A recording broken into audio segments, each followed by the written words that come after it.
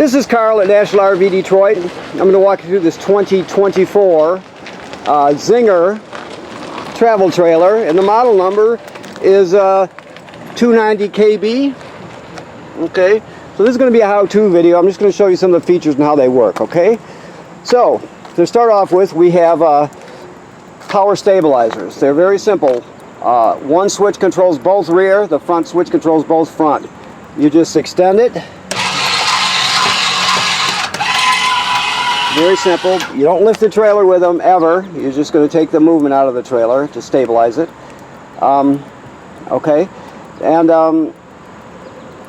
while we're on the stabilizers, I'll just show you. I'll complete this. Also, there's a hole right here, right? So you have this special crank here. It's a cylinder with a slot cut in it, as you can see. Well, you have to take my word for it because it's too dark under there, but on the frame, if you put that crank through that hole, you're going to find a shaft with a pin through it that crank fits right on. Therefore, you can crank the slide room in and out manually in an extreme emergency. You only do it when nothing else works, but you can do that with it.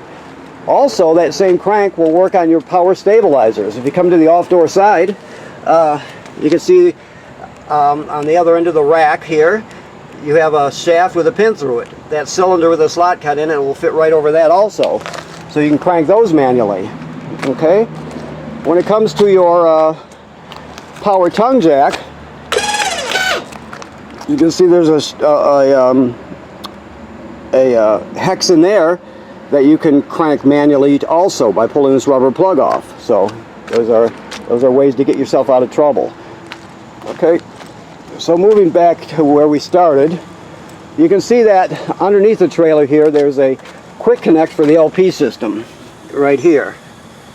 Right? The reason you have that is because you have to plug your 2-burner cooktop into the LP system. So you pull it out like so, and then you're going to take this end and plug it into that quick connect, and then you'll get gas to your 2-burner cooktop. Like so, okay? You also have water, okay? And a refrigerator. Okay. As we move out farther, this is your outside shower, and you can wash things with it also. But you can see you have hot and cold water, and this has on-demand water too, so I'll show you that when we get around the other side. But you have non-stop hot water, so it's great. Here you have this is the black tank flush. So you're going to hook your hose at the freshwater hose at the dump station onto here. You're going to dump your black tank. Then, like it says on the sticker, you're going to leave the black tank valve open, and then you're going to turn the water on, and this will spray out the inside of your tank, clean off your sensors, that sort of thing. But always make sure the black tank valve is open before you turn the water on so too much pressure doesn't build up, okay? This is 120 AC plus a TV signal coming out. You got a power awning with LED strip, outside speakers. This is a vent for the range hood, so if you're cooking and you want to vent to the outside, keep in mind there's 2 little latches on this, so you have to flip the latches over with your finger so the baffle inside flaps freely, so you're getting an unobstructed flow to the outside. So anytime you're running the fan in the range hood, you want that open, okay? This is your fresh water tank fill. It's the second most common way to get water to the trailer. You're just going to, let's say you're camping someplace that doesn't have city water. You'll pre-fill your tank, and then you'll use the onboard pump to pump the water. All the plumbing will work as though you have city water. You'll just be pumping it from the tank, right? If you have city water, you don't have to worry about the pump or the tank. It's just it's a plan B. It's a second way to get water to your plumbing. And the drain for your fresh water is that white gate valve right there underneath, okay? That's your furnace vent there. As we move on, this is prepped for cameras. A Furon camera kit. It has a backup camera in the back. You could get just that if you wanted, or you can get the 3-camera kit with the side cameras also. Just so you know that's an option. Okay, so as we move around, you have a deep cycle marine battery. You have 2 LP tanks, 20-pound tanks full. I showed you your power tongue jack. This is the kill switch for your battery. Your battery's on right now, but if you want, you could shut it off right there. Rather than take a cable off, you could just shut it off. This is prepped for a solar power, so that's what that's telling us. There's your dump hose kit, and this is a 20 or a 30 to 20 reducer, right? Now you have a 50 amp system here. So you have your 50 amp short cord, then we give you this reducer here to reduce it down to a 30, and the other one will reduce the 30 to a 20, so you can plug it in at home or someplace on an emergency. You can't run the air conditioners off 20, but you can run the lights and that sort of thing, okay? So you have that option. If you come to the back here, these are your valves. The right one is your black tank valve, toilet water and waste. The left one is sink and shower water, okay? This is your on-demand water heater. The thing to remember is that is off, right? So when you're in storage, you want it off. But when you're camping, you're going to have that in the on position. I'll show you how it works when we get inside, okay? Okay. This is your city water hookup, okay? The city water hookup is self-evident. It's the most common way to get water to the trailer, obviously. So you just go to hook up, and you're all set. If you don't have city water, then you go to plan B, which is filling the fresh water tank and using the pump, like I told you a minute ago. So, okay? As we come around, you have a ladder, which makes it easy to inspect the roof. The manufacturer states every 90 days the roof should be inspected. So, you're looking for cracking or separation at any of the sealant. You're looking for damage by low branches or road debris to any of the attachments or roofing material. Just give it a look over, make sure everything looks good. Odds are you won't have to do anything for years, but you just want to stay ahead of any problems. So whoever inspects it has to be very careful, obviously, but it needs to be done. You can, matter of fact, if you have a tall ladder, you can just go around the perimeter. You don't have to get on the roof. Anyway, so that's a housing right there for a backup camera. I showed you the side cameras. There's the backup camera. This is cable and satellite through right there. Okay, so let's go inside. This is my second attempt at a video. The first one I ran out of room on my memory card. I forgot to delete the old files, so okay. So here's your control panel. When it comes to your awning, in and out, so you're going to look at the power awning here. Goes like that. You can put it out all the way when you pick up, of course. But never leave it out unattended or it'll get damaged by the weather for sure. This is for your slide room here, your lights here. This is the water pump we talked about. That's for pumping water out of the fresh water tank. If you don't have city water, it's also used to winterize the trailer. These are all your levels, your battery, your fresh water, a black tank, gray tank, so on and so forth. I think there might be another dump valve. I'm not saying for sure, but I'll look out there for you because I showed you the one. But a lot of times there's a galley tank. I don't know if this one has one or not, so I'll look for you so I don't give you bad information. Okay, so your keys are hanging here. Your sound bar has FM radio, no AM. It has 2 speaker zones, A and B. It has Bluetooth. It has a USB drive for MP3s or whatever. So it does everything you need. You have a backing plate for a TV bracket if you're going to hang a TV. This is the remote for that soundbar. This is the remote for your fireplace. The fireplace is a space heater. It works on 120 AC, so regular campground power. So you turn it on. We'll do it this way. If you look here, nothing. If I push the button once, it's L for low. That's the fan speed. It's on low, so I feel it coming out. High, it's really kicking out the heat now. And off. You also can, change the color of the crystals, what have you. It's got a timer, so you can set it to turn on whenever you want it to or off. So you have that. Okay. What is this? This is a jackknife sofa, so a jackknife's flat. You can sleep there. This, you can take the table off and set it on these cleats, and that's another bed. Okay. Microwave works like any other microwave. This is your range hood we talked about. The fan.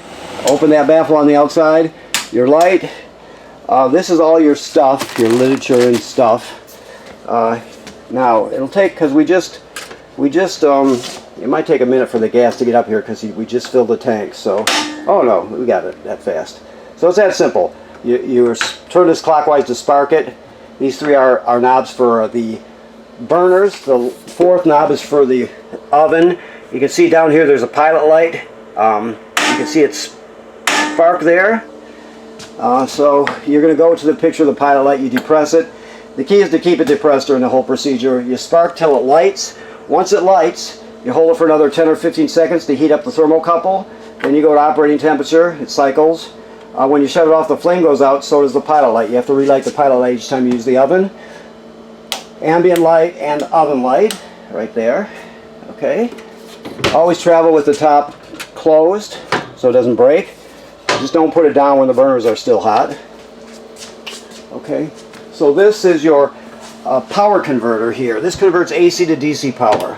Everything that can run on DC power in a trailer does. Some things have to be AC, like the microwave or the air conditioner, things like that, but everything else is DC for the most part. And this is where you get DC power from. So you have regular 120 AC circuit breakers here like you'd have at home, and they're all labeled. Then the power is converted to 12 volt DC on this side, so you got 12 volt DC fuses, and they're labeled. Okay. So that converts AC to DC power. It's also a battery tender, so it'll sense how much energy your battery on the tongue has and needs, and as long as you're plugged into shore power, it's going to send 12 volts to your battery to keep it charged. When you're pulling down the road, your tow vehicle's alternator will keep your battery charged. So, okay? So that's the AC to DC converter and battery charger. It's called the power converter. Your refrigerator is 12 volt DC refrigerator and freezer. Okay? This is your carbon monoxide LP gas detector. It should always be green like it is. If not, you want to get it serviced. Okay? Never. There's also an button you can push for audible alarm. But the thing is, or audible test. The thing is, if it's not working, you want to get it fixed immediately. You don't want to put it off. It's not expensive, but it's very important. Okay? Your thermostat, you just hit the mode button to light it up and choose the mode you got. Right now we're on cool, high auto. Auto is the best way to run the air conditioner. Low or high auto, whichever one you want. Now this is for your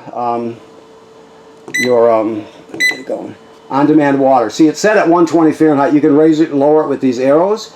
This button just changes it from Fahrenheit to Celsius. So let's see if it lights without faulting, because we just let me see. He's got the lights. He's got those turned on. So let me turn on the.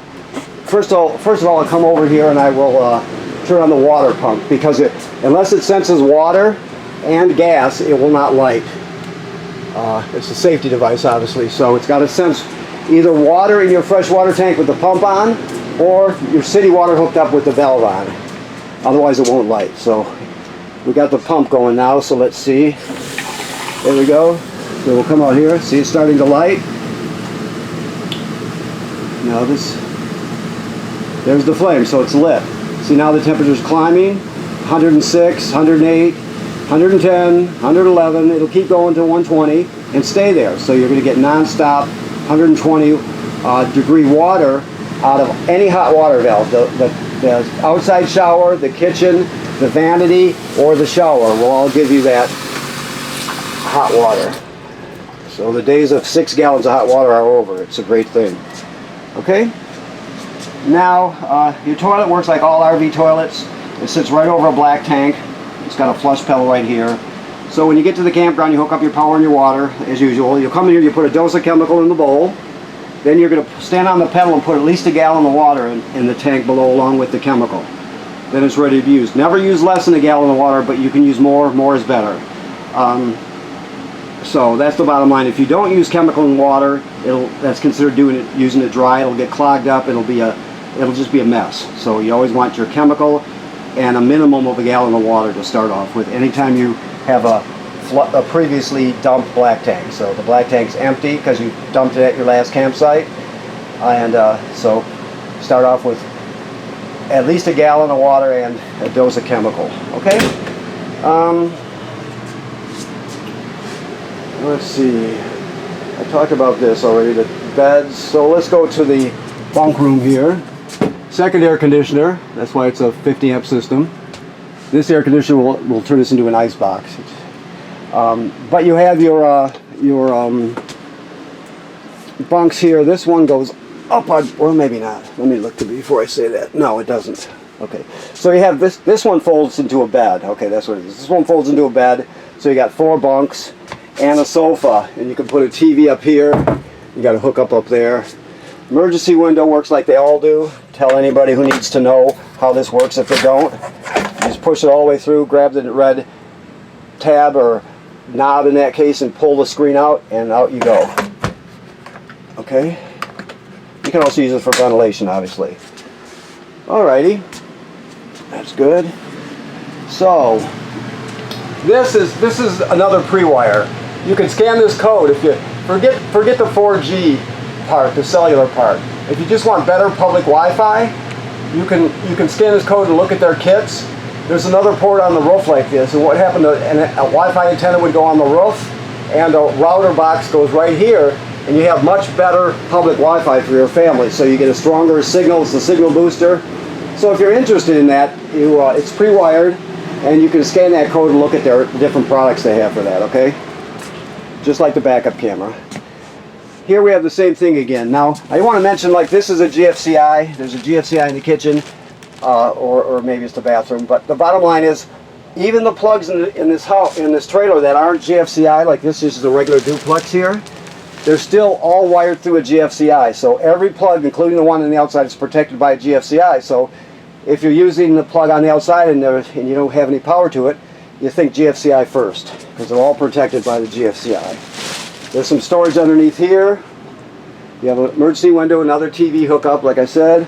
Always keep these latched, any sliding doors latched when you're traveling. You don't want them to get damaged, okay? So let me look around real quick. I think I've got it all here. Yes, I believe so. So, I want to thank you for purchasing your trailer here at National RV Detroit. Please remember I said about inspecting the roof every 90 days. That's very important. People generally don't inspect the roof enough.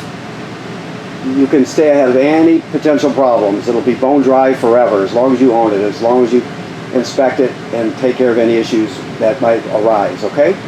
And right now there's water in the system. All the antifreeze has been purged out, so it's all set. The plumbing's all set for camping, so you're all set for the summer, okay? Thank you very much.